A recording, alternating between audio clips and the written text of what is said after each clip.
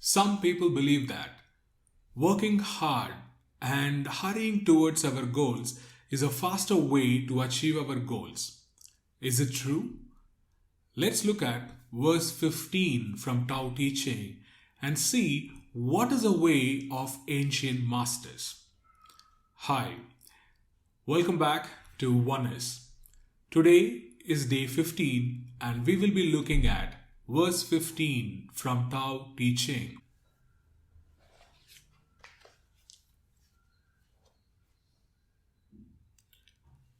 Here we go. The ancients were subtle, mysterious, profound, responsive. The depth of their knowledge is unfathomable. Because it is unfathomable, all we can do is to describe their appearance. Watchful as though crossing a winter stream. Alert like people aware of danger. Courteous like visiting guest. Yielding like ice about to melt. Simple like uncarved blocks of wood. Hollow like caves. Opaque like muddy pools. Who can wait quietly while the mud settles? Who can remain still until the moment of action? Observers of the Tao do not seek fulfillment. Not seeking fulfillment, they are not swayed by desire for change.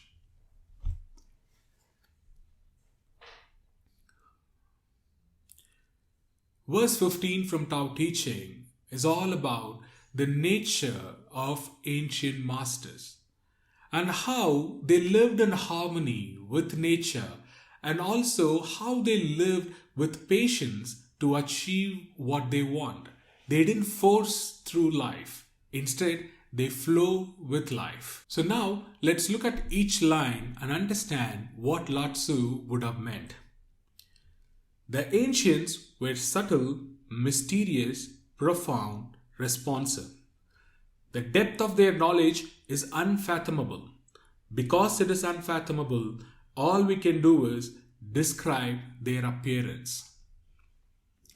Here, the depth of their knowledge, I believe it means their knowledge about the nature or how to live in harmony with nature is what Laotzu here referring to. And he also goes and says that instead of describing them about their knowledge, what they had, he talks about their behavior, how they acted in harmony with nature. And then he goes to the next few lines. Watchful as though crossing a winter stream. Alert like people aware of danger. So the key word in these two lines are watchful and being alert. So in my understanding, it talks about an ultimate awareness they had when they interacted with nature. Watchful as though crossing a winter stream. It is like a frozen water. How watchful we will be, like if we have to cross over the top of the ice, which can break at any moment. As well as alert like people aware of danger. They're extremely aware of their surroundings and the nature so that they don't disturb the way around them. Just to cross through the forest, they don't disturb the nature around them. They will be subtle and gentle with the nature, and that was the awareness they carried when they interacted with nature. Courteous like a visiting guest. How beautiful line it is. So we all know that we are just momentary visitors to this planet Earth. This Earth lived for billions of years, whereas we come and go as just a blink of an eye.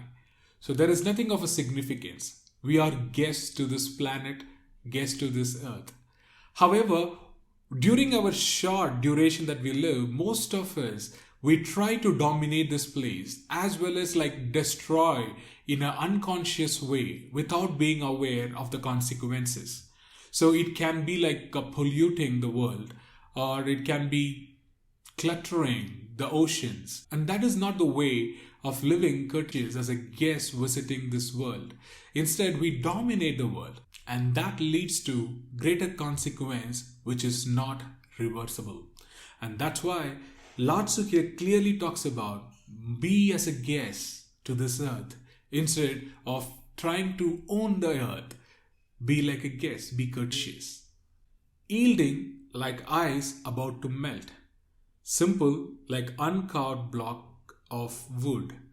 Here he means that yield, give in, surrender yourself to the nature. Give it in. And then when he talks about simple like uncarved blocks of wood, all he means is just lay down, be humble with the nature. Don't show your superiority to that. Instead, be humble and simple like uncarved blocks of wood. Hollow like cave, opaque like muddy pools. Hollow like caves is like the nature, whereas you don't have an urge to store a lot of things. Rather, you be hollow like a cave, empty. You don't take things, don't store the nature, don't take out precious minerals and elements and strip the earth of it. Instead, be hollow. Don't store things for yourself. And that's what I mean by hollow like caves. Now, let's move to the last paragraph of verse 15. Who can wait quietly while the mud settles? Who can remain still until the moment of action? These two lines greatly significant about the patience the ancient master carried with them. They waited quietly until the mud settles, and then they remained still until the moment of action. These two lines are the one I was referring to in the beginning of this video.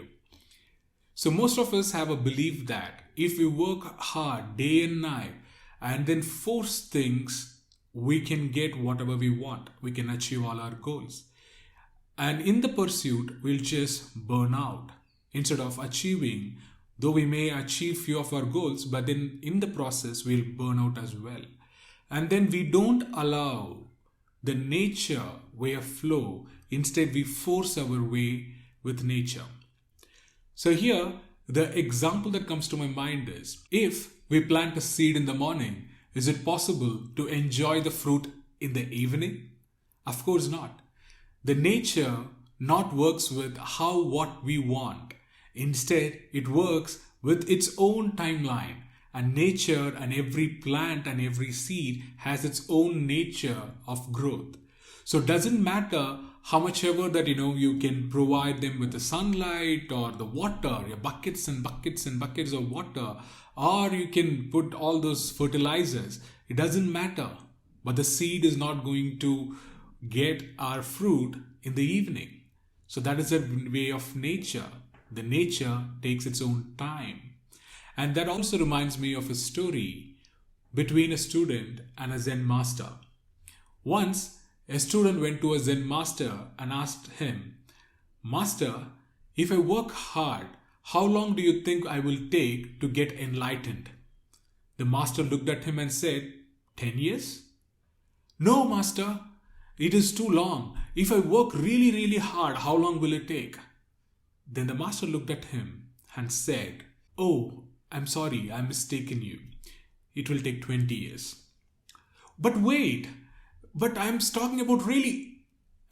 Before he finishes, the master interrupts and said, "It will take 30 years. And this story is all about we cannot rush everything in our life and get things done. There are things that we have to wait patiently. So now let's look at the last two lines of verse 15. Observers of the Tao do not seek fulfillment. Not seeking fulfillment, they are not swayed by desire for change.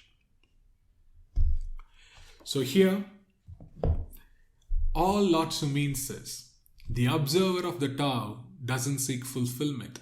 What he means by fulfillment? The fulfillment, all he means is the destination that they want to achieve. So instead, they allow the process. They allow everyday process to take its own place. They flow with the nature's way. And that way, they don't rush things. They allow things.